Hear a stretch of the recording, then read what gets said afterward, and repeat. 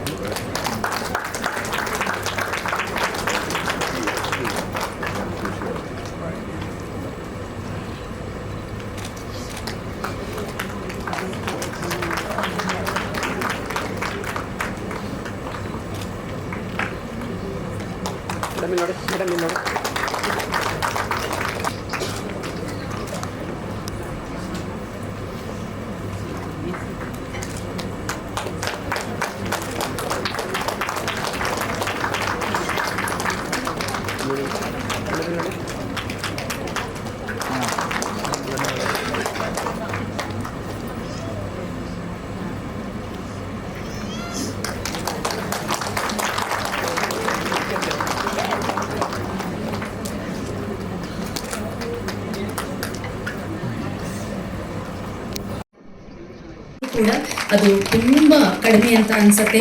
ಅವ್ರು ಮಾಡ್ತಾ ಇರುವಂತಹ ತ್ಯಾಗಕ್ಕೆ, ಸೇವೆಗೆ ನಮ್ಮೆಲ್ಲರ ಚಪ್ಪಾಳೆಗಳೊಂದಿಗೆ ಅವರನ್ನ ಪ್ರೋತ್ಸಾಹಿಸೋಣ.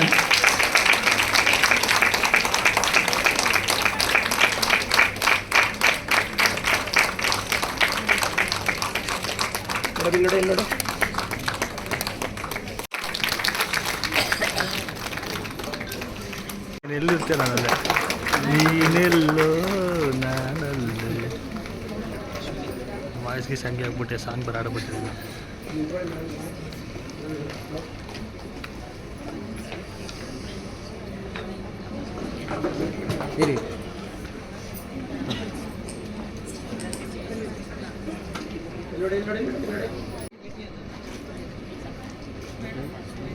ಬಳಿ ಬಂದು ನಿಂತಿರಬೇಕು. ಶ್ರೀಮತಿ ಶಾಂತಾ ಅನಿಲ್, ವಿಂದ್ಯಾ ಪ್ರಭು, ಎಲ್ಲರಿಗೂ ಪ್ರೀತಿಯ ಅಭಿನಂದನೆಗಳು ನಮ್ಮೆಲ್ಲರ ವತಿಯಿಂದ.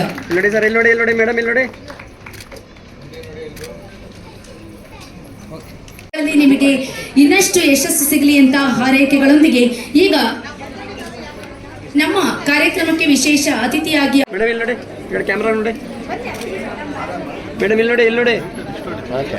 ಬಾಗಿದವರಿಗೆ ಭಾಗ ಹೃದಯ ಕೊಡುವವಳೆ, ನಿನ್ಹಾಂಗ ಧರ್ಮದಲ್ಲಿ ಧಾರಾಳತನದಲ್ಲಿ ಮತ್ತೊಬ್ಬರನ್ನು ಕಾಣಿ ಧರೆಗೆ ದೊಡ್ಡವಳೆ, ಸಾವಿರದ ಶರಣವ ಕನ್ನಡದ ತಾಯಿ ಅಂತ ನಮ್ಮ ಜ್ಞಾನಪೀಠ ಪ್ರಶಸ್ತಿ ಪುರಸ್ಕೃತರಾದ ಚಂದ್ರಶೇಖರ್ ಕಂಬಾರ್ ಅವರು ಬರೀತಾರೆ. ನಮ್ಮ ಕನ್ನಡ ನಾಡು ಕಸ್ತೂರಿ, ಕನ್ನಡವನ್ನ ಮಾತನಾಡ್ತೇವೆ, ಕನ್ನಡ ನಾಡಿನಲ್ಲಿ ಜನ್ಮ ತಾಳಿದ್ದೇವೆ, ಕಾವೇರಿ ನೀರನ್ನ ನಾವು ಕುಡಿತಾ ಇದ್ದೇವೆ.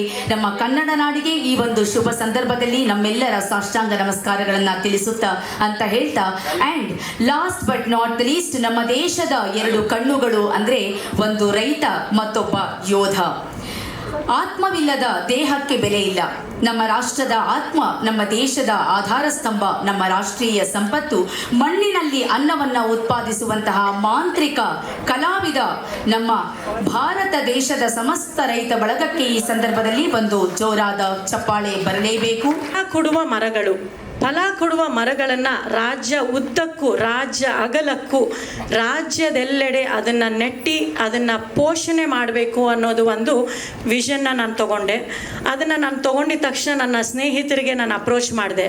ಒಂದು ಒಳ್ಳೆ ಕೆಲಸ ಮಾಡೋಕ್ಕೆ ಹೊರಟಿದ್ದೀನಿ, ಒಂದು ಒಳ್ಳೆ ಮನಸ್ಸುಗಳನ್ನ ಸೇರಿಸಿ ನಾನು ಈ ಕಾರ್ಯಕ್ರಮ ಮಾಡೋಣ, ಇದನ್ನು ಶುರು ಮಾಡೋಣ ಯೋಜನೆ ಅಂಥೇಳಿ ಒಳ್ಳೆ ಆಲೋಚನೆ ಇಟ್ಕೊಂಡು, ಒಳ್ಳೆ ಕನಸನ್ನು ಇಟ್ಕೊಂಡು, ನನ್ನ ಒಳ್ಳೆ ಮನಸ್ಸುಗಳನ್ನ ಇರುವ ವ್ಯಕ್ತಿಗಳನ್ನ, ನನ್ನ ಸ್ನೇಹಿತರನ್ನೆಲ್ಲ ಸೇರಿಸಿ ನಾನು ಈ ಡಾಕ್ಟರ್ APJ ಅಬ್ದುಲ್ ಕಲಾಂ ಸೇವಾ ಸಮಿತಿಯನ್ನು ಡಿಸೆಂಬರ್ 2ನೇ ತಾರೀಕು 2023ರಂದು ಇದೇ ಸಭಾಂಗಣದಲ್ಲಿ ತಮ್ಮೆಲ್ಲರ ಮುಖ್ಯಸ್ಥೆಯಲ್ಲಿ ನಾನು ಇದನ್ನು ಉದ್ಘಾಟನೆ ಮಾಡಿದ್ದೀನಿ.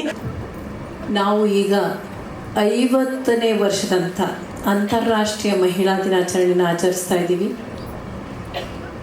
ಆ ಮಹಿಳಾ ದಿನಾಚರಣೆಯ ಶುಭಾಶಯಗಳು ಪ್ರತಿಯೊಬ್ಬ ನಮ್ಮ ದೇಶದ ಮಹಿಳೆಯರಿಗೆ ನಿಮ್ಮ ಜೊತೆಗೆ ನಾನು ಹೇಳಕ್ಕೆ ಇಷ್ಟಪಡ್ತಾ ಇದ್ದೀನಿ.